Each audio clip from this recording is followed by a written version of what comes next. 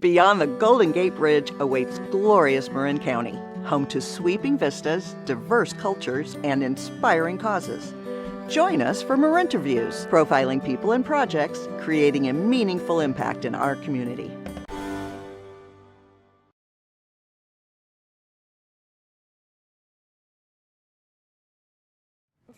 Hi, everybody. Welcome back to Marinterviews, where we showcase people and projects making a difference in Marin. I'm Sandra Riley Grimshaw, and I am delighted to have Lesley Currier back with Marin Shakespeare Company. And this is kind of a revisit. I feel so excited and comfortable talking to you, but welcome. Thank you so much, Sandra. So how did Marin Shakespeare Company develop? Well, Marin Shakespeare Festival started in Ross in 1961. It was started by Anne Brebner and John Brebner. John had spent a summer acting at the Oregon Shakespeare Festival. And when he came back to Marin, he said, I want to try to make that happen in Marin. So he and Anne started the festival in Ross. They outgrew it, and in 1967, they had the nuns at Dominican College, now Dominican University, build for them the outdoor amphitheater, the Forest Meadows Amphitheater, which is a beautiful It is. 500-seat spot, surrounded by towering oaks. The full moon rises right behind the stage. It's really a special place. It really is a special place. It was purpose-built for Shakespeare. And the Shakespeare Festival was there until the early 70s. Things happened. They had to stop. And people wanted to bring it back. And a small group of people had formed who wanted to bring Shakespeare back. One of them happened to know my husband and knew that he was a theater director. And he got a phone call out of the blue in 1989 saying, would you like to come to Marin to try to start up Shakespeare again? So we came with our 10-month-old baby and had a go at it. 36 years later, we're still doing it. That is absolutely amazing. And did you, where was the original location? Did you do it at Dominican? So we started at Dominican at the Forest Meadows Amphitheater with one play, and then 2 plays, and then 3 plays over the years. Then we started doing summer Shakespeare camps for youth. Then we started doing year-round classes, and we started going into public elementary schools to do creative dramatics, and middle schools and high schools to do Shakespeare workshops. And then in 2003, getting the information from our kids. In 2003, we offered our first Shakespeare class at San Quentin. And that has grown into a very extensive Shakespeare in Prison program. Yes, so I did want to ask you a little bit more about that. Are they ongoing workshops, or are they only a couple times a year? How does this work? So we go weekly. Wow. Okay. Yep. And we usually spend half a year or a little bit more rehearsing a play, and then we put it on once. And the day of the show, oh my gosh, we are able, with lots of prior permission and signatures, to bring in some props and costumes. And almost all of the plays have been videotaped. They're on our YouTube channel. I'm contacted from students and teachers around the world saying, can I write a paper about your work? Can I have an interview? Can I show these videos in my classroom? And we're delighted that people are using this resource. We've expanded. Before COVID or during COVID, we were in 14 different prisons. Yeah, that pandemic thing. And I'm really happy to say that 5 of the prisons, 3 adult prisons and 2 youth facilities where we had programs, have now been permanently shut down. Oh, gosh, okay. And the rate of incarceration in California and nationally has been falling in the last 5 or so years, which is a really good thing because we as a nation lock up way too many people for way too long. Yeah, absolutely. So our classes are weekly. We do shows. We do Shakespeare plays that are kind of modified. We encourage the actors to be creative. Can they improv Shakespeare? Well, it's not so much improving Shakespeare, but for example, our last play at San Quentin was Titus Andronicus, which is Shakespeare's bloodiest and most violent play. Interesting. And we added commentators who talked about, why are we doing this play? Because it helps us examine trauma and talk about and learn about how we can heal from trauma. And then at points during the play, actors would break character and address the audience directly. Interesting. So the actor who played Lavinia, who gets raped, broke character, talked about rape statistics, and he himself is a rape survivor. Oh, for goodness sakes. And the actor who That's played... like therapy. Yeah, it is therapeutic what we're doing. Absolutely. And our program has been created in conjunction with a drama therapist. Oh, wonderful. So I think that is just so... I also work with Marin Arts, and we are very interested in pursuing the whole, how the art and the mental health well-being is so important. And I think that is... Absolutely, especially for young people, kids who during COVID weren't allowed to interact with their Well, peers. even school budgets, that's like the first thing cut. So to have some sort of art program somehow, that's why... And theater makes you self-express and interact with others and be creative. So all the things that were really hard to do on Zoom when those kids were learning by Zoom. Absolutely. So we work in prisons. People write their own autobiographical stories, and we have a couple of groups that are specifically for military veterans who create plays about the veteran experience. So our prison program is quite extensive. It really is. We also have worked in Alameda and now Marin Juvenile Hall. I was wondering about Juvie Hall. That would be a terrific outlet, I would think. It's great going in there and always with someone who is a survivor of incarceration. You must have some heartwarming stories from survivors, and or you must just see eyes light up when you have a impact with a incarcerated individual. Well, one of the things that blew my mind was when we started a program at the second prison we ever went to.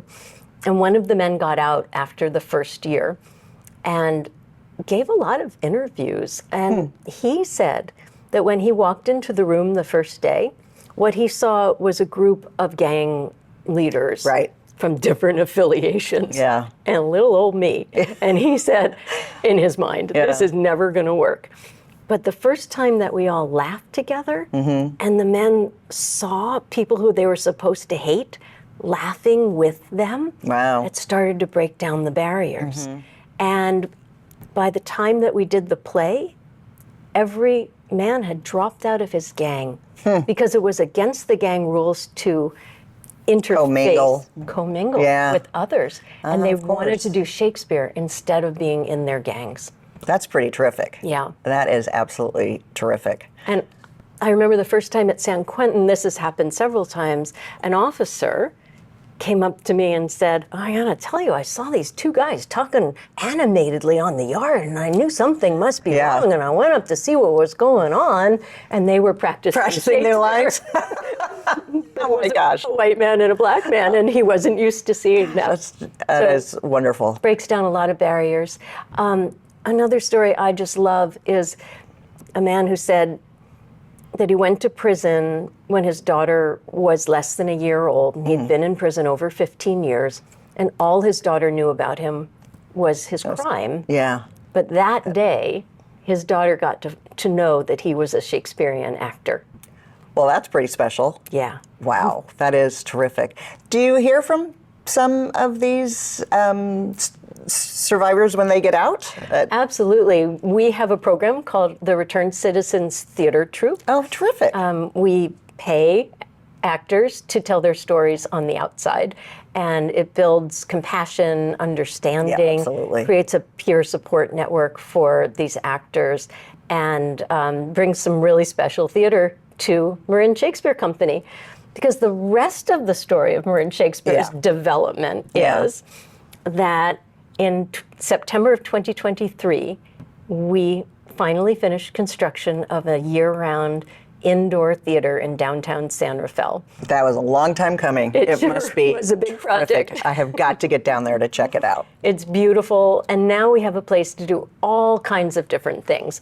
Solo shows, original theater, Shakespeare for student audiences, rentals for other groups to use the space. good. And sometimes we just let other groups use the space for free. All Okay. kinds of gatherings. We can show films. It's a really beautiful community resource that is paid for. I'm very proud of that. You had an amazing fundraising campaign. I need to take notes on how to do that.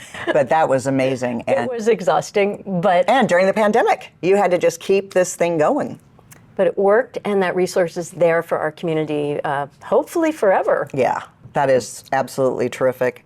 How do people reach out to you? You have your website, you have all your shows, but can people donate to the Shakespeare Company? Yes, they can. And of course, we rely on the kindness of strangers. Yeah. Nonprofit theater in this country only exists because of donations from generous individuals and people who want to make a difference in the community by keeping the arts alive. And since COVID, it's been really tough for theater companies. A lot of them have closed in the Bay Area. Absolutely. And we're, It's heartbreaking. cross fingers and knock wood that we're going strong and hope to be able to keep going strong. So what are your future, now that you've got the building, so that was, that fundraising, focus is over, but you could focus on other things. What are some of the things you're looking forward to in 2025? Well, we have some really cool programs that I love that happen in the space.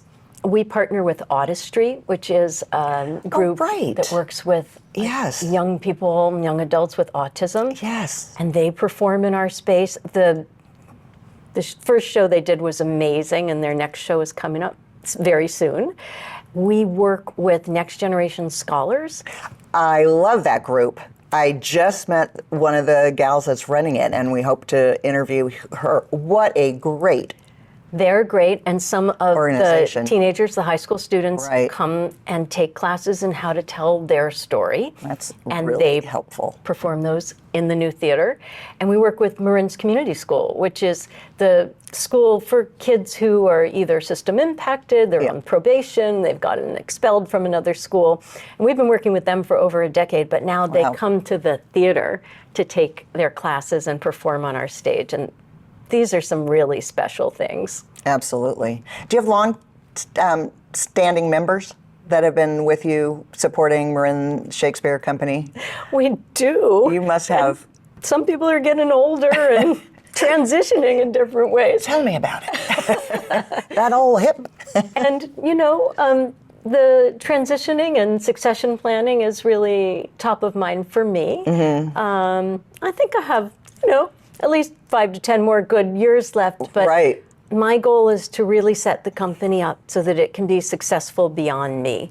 And I, unfortunately, wear way too many hats right now. Yeah. So trying to figure out how to afford staff appropriately is a big goal of mine and a multi-year goal. Is your husband still doing a lot of directing? He is directing the Winter Wonderettes, our holiday show coming up this year. That'll be very fun. 2024 to 25. Right.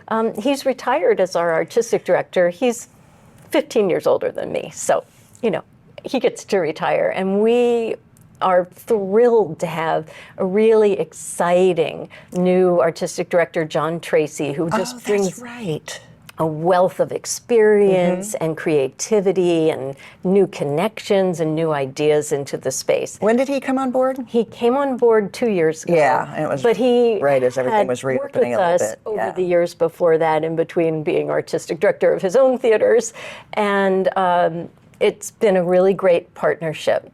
That's terrific. And I think the future is really bright with John at the helm. Oh, I'm delighted to hear about that.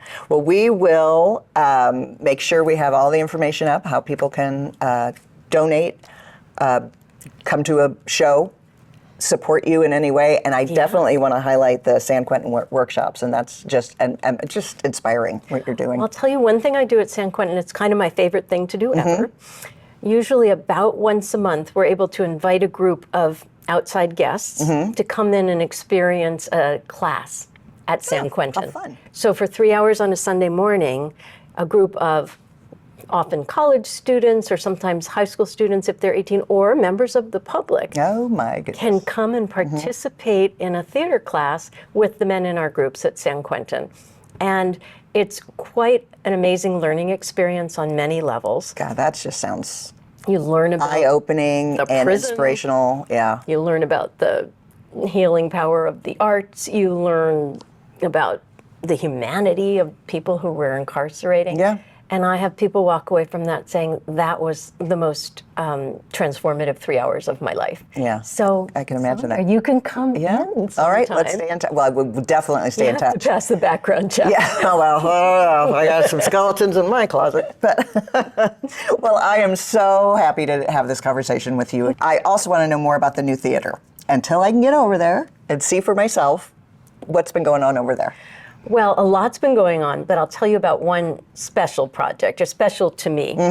In 2022, when we went back to a prison called Solano Prison in Vacaville, I asked the men in the group, did they want to do a Shakespeare play? Did they want to maybe write their own play? Did they want to do something else? And we were talking about Julius Caesar, and some of the men said, well, I'm really interested in the history of Julius Caesar.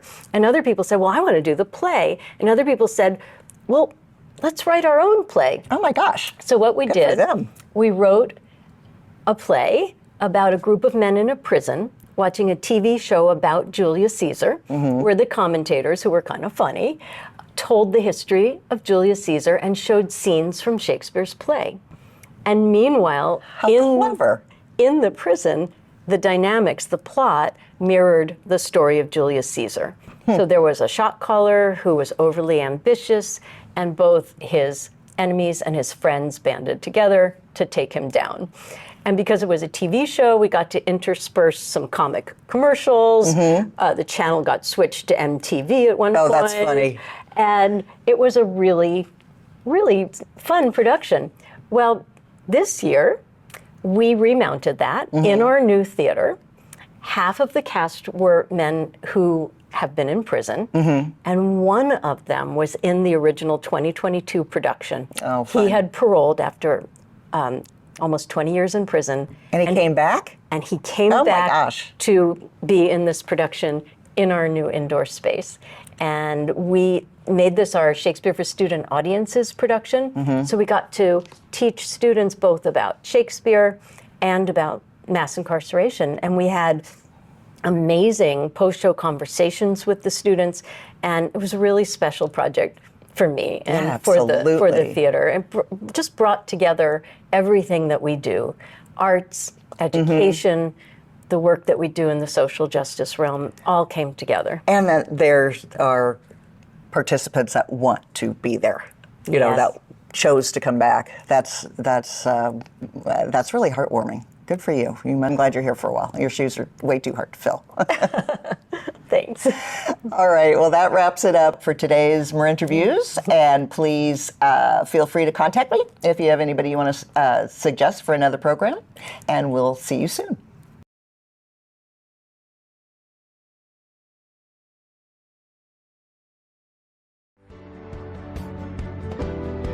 Marinterviews. Produced in partnership with Marin Arts, Marin Link, and Truce. Please join us on our mission. Nominate a person or program to be profiled either in studio, location, or Zoom. Sponsor a segment. We look forward to working with you.